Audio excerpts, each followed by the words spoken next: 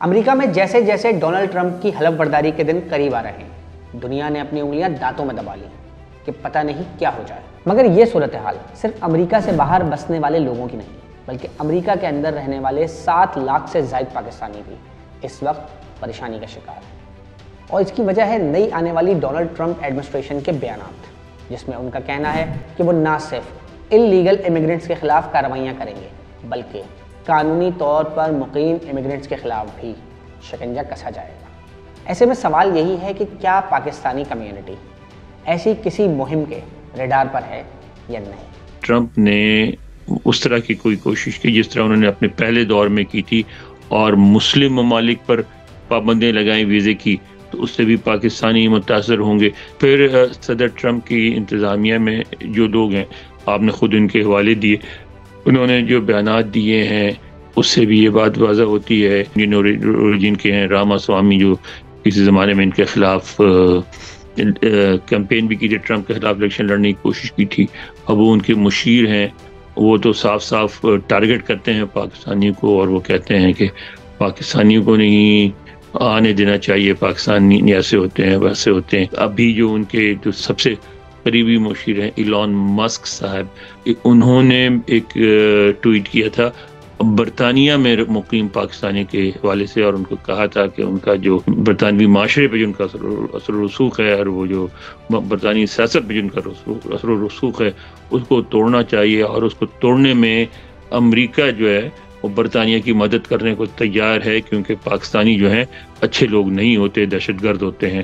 تو یہ جو لیبل ہمارے ساتھ لگ گیا ہے وہ بھی بہت ظاہر تنگ کرتا ہے، ہمیں بار بار تنگ کرتا ہے۔ جب کبھی کوئی واقعہ ہوتا ہے، جیسے ابھی جو واقعہ ہوا تھا یہاں نیو اورلینز میں، اس کے بعد پاکستانیوں میں ایک خوف و ہراس کی فضا طاری ہو جاتی ہے۔ ایسے واقعے کے بعد لوگ یہ سمجھنے لگتے ہیں کہ کہیں ہم ٹارگٹ نہ بنے۔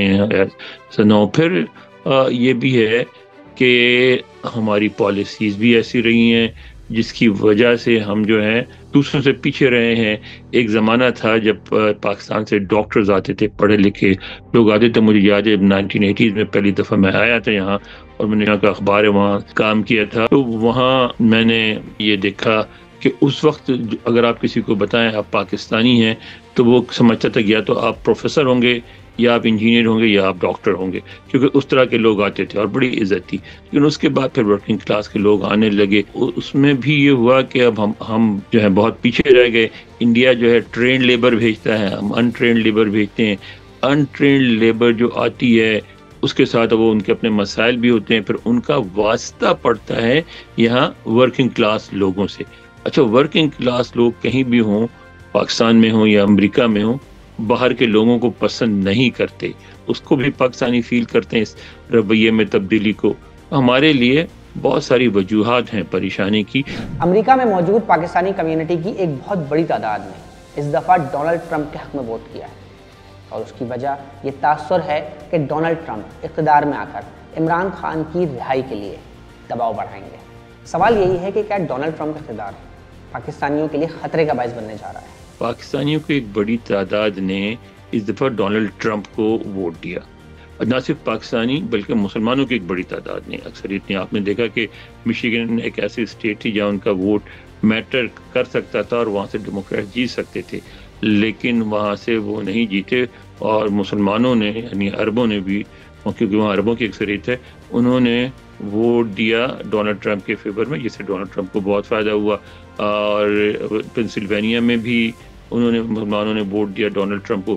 ایک حقیقت ہے جس سے انکار ممکن نہیں ہے، وہ یہ ہے کہ پاکستانیوں کی بڑی اکثریت، واضح اکثریت جو ہے وہ عمران خان کو پسند کرتی ہے۔ تو ان کا خیال یہ تھا کہ ان کے جو یہاں پی ٹی آئی کے لیڈرز ہیں، انہوں نے کچھ ملاقاتیں کی ڈونلڈ ٹرمپ کی کیمپین ٹیم سے، ان کے کیمپین ٹیم کے مینیجر سے اور مختلف لوگوں سے۔ پھر ڈونلڈ ٹرمپ نے بھی ایک دفعہ ذکر کر دیا تھا عمران خان کا اپنے بیان میں، اپنی بات چیت میں۔ تو وہ یہ سمجھتے ہیں کہ اگر ڈونلڈ ٹرمپ آ گئے پاور میں، اس وقت سمجھتے تھے اور اب بھی سمجھتے ہیں کہ جب وہ پاور میں آ جائیں گے تو وہ مطلب پاکستان پر دباؤ ڈال سکتے ہیں عمران خان کی رہائی کے لیے۔ پھر کچھ بیانات آئے ہیں، دیکھا آپ نے ان کے جو رچرڈ گرینل ہیں، جن کو انہوں نے ان کو انہوں نے اپنا انوائے یعنی نمائندہ خصوصی لگایا ہے، فار وہ کہتے ہیں اسپیشل مشن. تو وہ جو ہے وہ اسپیشل مشن کا مطلب ان کو اسی طرح کے ٹاسک دیے جائیں گے جس طرح کے پاکستان کا اندرونی سیاسی مسئلہ ہے یا فلسطین کا ہے یا اس طرح کا مسئلہ ہے. تو وہ یہ سمجھتے ہیں کہ وہ آ کے عمران خان کی رہائی کی کوشش کریں گے اور بیانات سے بھی یہ ظاہر ہو رہا ہے. تو یہ پتہ نہیں ہو یا نہ ہو لیکن وہ بھی پریشان ہو گئے ہیں کہ بھئی وہ تو بعد میں خان صاحب تو جب رہا ہوں گے تب ہوں گے، لیکن اگر بلو بیک آتا ہے ان پہ امیگریشن کے حوالے سے تو خود وہ بھی متاثر ہوں گے جنہوں نے ان کو ووٹ دیا ہے. تو جو ٹرمپ کو ووٹ دینے والے مسلمان اور پاکستانی ووٹرز ہیں وہ بھی پریشان ہیں اور ان کو یہ توقع ہے کہ چونکہ انہوں نے سپورٹ کیا اور ریپبلکن کے ساتھ مل کے کام کیا تو کم از کم جو یہاں رہنے والے ہیں جو لیگل طور پہ رہ رہے ہیں مسلمان اور پاکستانی، ان پہ سختی نہیں ہوگی اور وہ اپنے تعلقات استعمال کر کے ان کے رویے میں نرمی لانے میں کامیاب ہوں گے. مزید نیوز اپ ڈیٹس اور ڈیجیٹل سٹوریز کے لیے سبسکرائب کریں ڈان نیوز پاکستان.